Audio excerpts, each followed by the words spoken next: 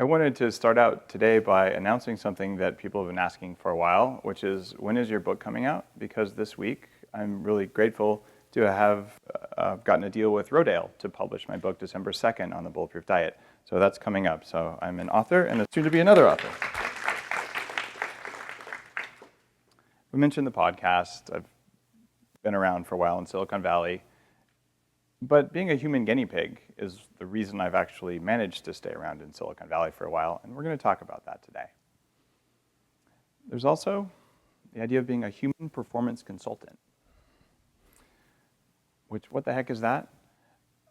Because I got really good at helping myself perform when honestly, biologically, I probably had no right to perform when I started this quest, I've developed a practice of helping others do the same. And when I say I didn't perform very well, this is me. Sorry it's so grainy. This is scanned from Entrepreneur magazine because in a bizarre twist of my life, I was the first person to sell anything over the internet. So I'm not going to say I invented e-commerce because I'm totally not Al Gore. We love you, Al. But I sold caffeine t-shirts out of my dorm room to 12 countries before the web browser was invented. And I weighed 300 pounds. A few years later, I lost 50 pounds, and I became an instructor down the street at the University of California, while working full-time at the company that created cloud computing called Exodus Communications. Google's first servers were in our buildings using our network. Way cool. I was a little fat, a little inflamed, not looking so great, but still managing to perform reasonably well. And then I decided I needed to start paying attention to what was going on. I was getting brain fog, like serious brain fog. I'd sit in a meeting, and I couldn't remember what happened. And I know I was there, but it's just gone. And I started hacking and quantifying myself. And I'd say, well, some days I perform well, some days I don't. What's the variable doing this? And the kind of thinking that helped to build the internet. On the internet, you don't have control or visibility of what everyone else is doing. You just know how to talk with them. So you're managing complex systems without enough data. And I started getting data, and this is doctor handwriting, so you can't read it. I'll zoom in. It says increased risk for stroke and myocardial infarction. So I'm 29 or 30, and they're basically saying, you have a pretty good chance of dying. Things are worse than you think they are. I thought, well, maybe I should get some more data. So I injected myself with radioactive sugar, like anyone would do. And I got what's called a SPECT scan, which looks at metabolic activity in the brain. And this is actually, it. And there were 2 other pages of things: decreased perfusion, decreased activity. Basically, they said, you look like you've been poisoned. You have toxic brain exposure and some other stuff. And best of all, I was an interesting referral. You could call me a motivated biohacker at this point, right? On one hand, my career is going crazy. On the other hand, maybe I'm going crazy. And then I realized what they had told me in 7th grade, which was that you're fat and stupid, was actually coming true. Talk about motivation. So what would you do? Well, learn yoga, right? So I decided maybe I should explore that, and I did. And maybe you should go to South America and do ayahuasca with a shaman and explore that. So I did. Shave your head, definitely. Should do that. And then spend some time at a Buddhist monastery in Nepal, and go climb mountains in Tibet. That's Mount Kailash, the headwaters of the Ganges and Indus. So what I did is I explored Eastern approaches when the Western ones largely failed me. Because when I weighed 300 pounds, I worked out 6 days a week for an hour and a half a day. I wasn't eating tons of calories. I was eating a low-calorie, low-fat diet, and I couldn't lose the weight. I could get strong, but I was always fat. And it was only at that point when I realized, wait a minute, I'm an engineer. Here's what I'm doing. I'm sorry, the assumptions that if I work out more and eat less, that I'm going to magically get thin and stay thin, or that my brain will work, are simply wrong. My data has disproven that. If people say something is this way, and you can disprove it one time, then the assumptions are wrong. It might be a good model, but the assumptions are wrong. And that's what led me to look at the actual causes and the actual assumptions. You might even try fasting in a cave to understand what's going on. Yeah, I did that too. And then you get into the technology, because there's no data about what happened in the cave. Well, I sat there for 4 days. I was hungry and drank some water, and generally it was hot. And yeah, I learned some more about the inner awareness, what's going on inside your head. But when you hook electrodes up to your head, and you learn in 7 days to do what an advanced Zen meditator takes 20 to 40 years to do, computers make things a little bit easier. It's like having bumpers and lights on the side of your meditation pathway. So if you're meditating, you have no idea if you're doing it right. But if a computer tells you, hey, that wasn't good, suddenly you can do things that really were not available without an enormous investment of time and energy. You can even get data about how your brain is performing right then. I've had an EEG machine at home since 1998. You don't? And I met some of the leaders in various fields of psychology, trying to understand not just the physical parts of this, but what are the motivational parts? What makes you perform really, really well? And where I ended up after that, after spending $300,000 and 15 years and becoming a biohacker, I've had an amazing career. I've run strategy for companies with billions of dollars in revenue, been a spokesperson for companies, was at a startup we sold for $600 million, all this kinds of crazy stuff. I became expert at managing this, though, which is what let me do that. And I've upgraded my intelligence. I can pay attention all day long. I have tons and tons of energy. I went on 5 hours or less of sleep for 2 years straight, eating 4,000 calories a day without exercising, and grew a six-pack. I thought I was going to gain a few pounds and just disprove the calories in, calories out thing. But I did not expect to grow the six-pack, and I didn't expect to do it for 2 years. I just felt so awesome that it was worth doing. And most of all, what grows when you understand biohacking is effortless willpower. When you have enough energy, you can apply the energy in all the right places. Biohacking? This is the art of controlling yourself. And the things that affect your biology are the things outside your body, the things inside your body, and the software in your head. The problem is that if you don't get an understanding of what's going on out here and in here, you're not going to have what it takes to really work on what's going on up here. So what kind of technology would you use here? Quantified self, measuring what's going on in the body so you can have a picture of it, because you probably, unless you're very odd, don't know how to measure the spacing between your last heartbeat and this heartbeat and make a ratio of the two. But there's great data in there, and if you show that data to your nervous system, you can change your stress response. Little things like that could never be done without ubiquitous cheap sensors and big data and knowledge of biochemistry to understand where the energy in your cells come from. And most of all, real-time feedback to tell your body to behave itself.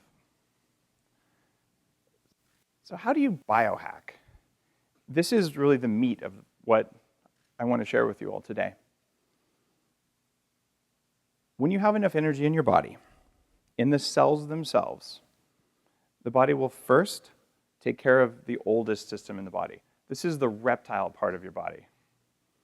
Very, very old stuff. A slug and a snail and a lizard have some of these basic things. Once that happens, you start to take care of the mammal part of your body. And this is where we get in trouble. This is your midbrain. Let's think about everybody's favorite mammal. A Labrador Retriever is a good example. Nice floppy dog, only vaguely related to the wolves we just saw. What does a Labrador do? Look, a stick. There's your distractibility. Bit of a problem for you, maybe? It is for most humans. And look, spoiled meat. I think I'll eat it. You ever say you're not going to eat the bagel and then eat the bagel? There's your Labrador in action. And best of all, look, a leg. Let's go hump it. Those would be the three behaviors that get people in trouble the most, and all of those are coming from your mammal brain.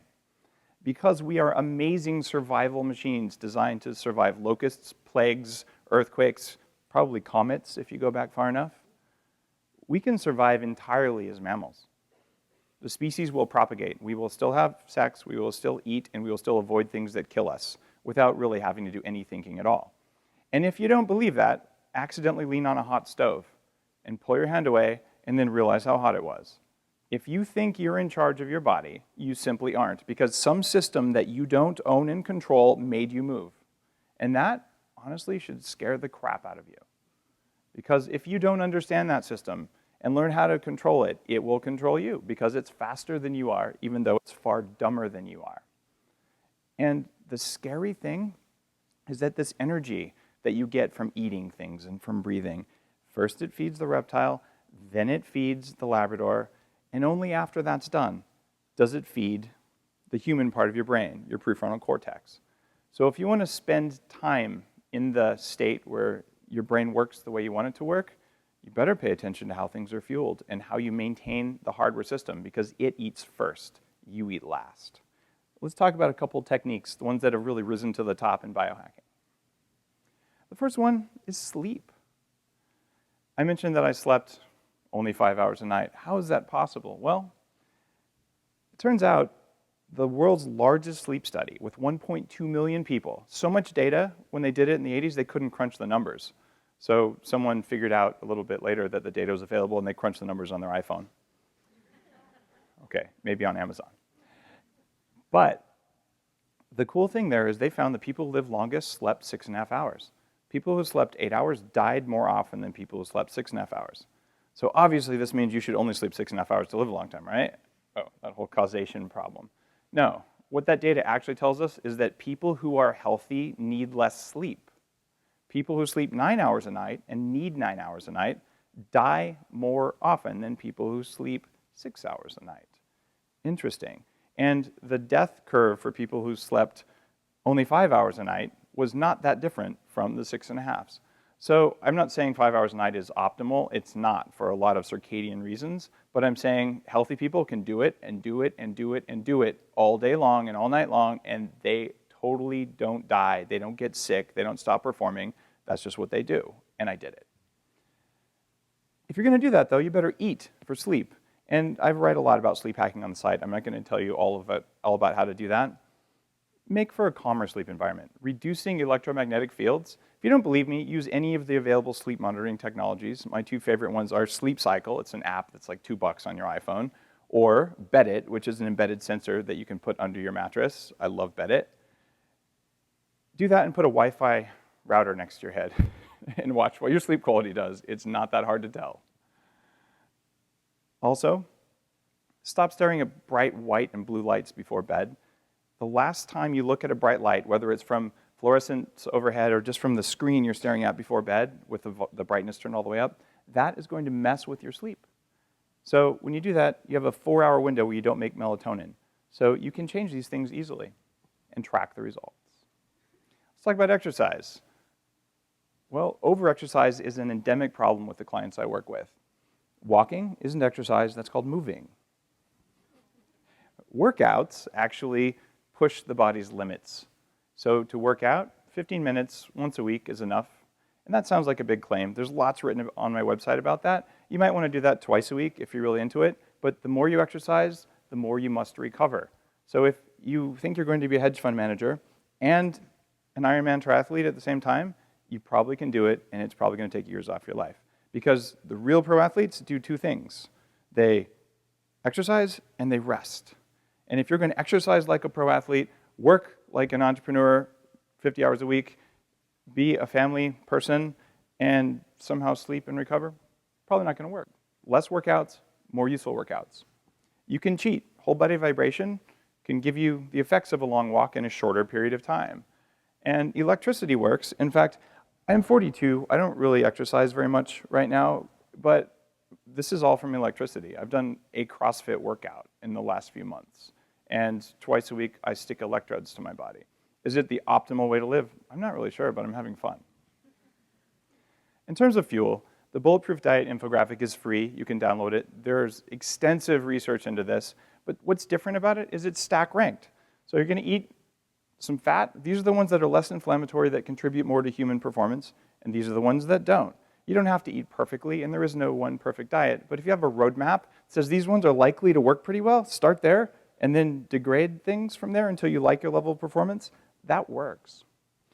And the thing that's most important that is not talked about in most nutrition and most human health and performance blogs and all the magazines you read are the effects of toxins. And toxins come from things like lectins. If you're a plant, you evolved not to be food, you evolved to reproduce. So you build toxins into your roots, into your seeds especially, and into your tissues so that animals won't eat too much of you. Well, those have an effect on us. For instance, 20% of rheumatoid arthritis comes from one class of plants. Phytates are there to keep animals who eat those seeds from getting the nutrients. Gluten reduces blood flow to your brain and causes all sorts of autoimmune havoc. And mold toxins, which are a particular area of expertise for me, are now commonly found in low doses in our food supply, but we didn't evolve to have constant chronic exposure to those. And remember that stack? Feed the reptile, feed the Labrador, feed the human? Well, the toxins take away energy because now you have to work on detoxing them, so they remove the energy first from the human brain. This is why small changes in the levels of toxins equals large changes in human performance. As an example here, we'll use coffee. And I'm well known for Bulletproof coffee. I'm not here to tell you all about that. I'm just going to talk about what happens in a bean. During processing, when bacteria ferment protein, and there's protein in all beans, including coffee, biogenic amines are formed. Some of these are neurotransmitters, some of these are very toxic. Different people have different sensitivities to different levels. By minimizing biogenic amines in your diet, you oftentimes experience far more mental clarity than you expect. There's a study that I didn't fund or have anything to do with, just one I found, that found 91.7% of coffee in this study was from South American coffee, had mold toxins in it. Other studies have found 60%, 40%. I've got 9 studies linked in my most recent post on just one of the 26 toxins that I look at. And what you get from these kinds of toxins in coffee is adrenal stress, headaches, inflammation, sore joints, frequent urination, and that jittery, cranky feeling that comes when you need another cup of coffee. So you go boing, boing, boing, boing. Coffee improves all coffee improves mental performance. But if it then degrades mental performance, and then it raises it up again, and it goes down again, you end up with substantial problems. Part of the Bulletproof diet, part of the biohacking recommendations that are free on the Bulletproof Executive website is about how do you just make slightly easier choices in your food to reduce the odds of this happening. And what results is you change what you did for breakfast, and suddenly that lull you felt after lunch or at 11 o'clock in the morning just went away. And all of a sudden, you performed well all day long because your body wasn't switching all of your attention to the liver to deal with the crap that was in the food you just ate and switching it back. So by eating a cleaner diet with less processed foods and following the techniques that are all free like that, you actually get a lot more capacity. And what this gives you is willpower. And your willpower can be used for anything you want, including things like gratitude, which is the final biohack that I'll offer you today. And gratitude, even if you're eating really, really bad food or if you have no food at all, if you can find a way to build gratitude into every single day, whether it's just sitting down like I do with my children and saying, what are 3 things you're grateful for today? If you build that in, that'll change your hormone levels, it'll change your brain, it'll improve everything. So gratitude's the most important biohack of all. And thank you all for listening.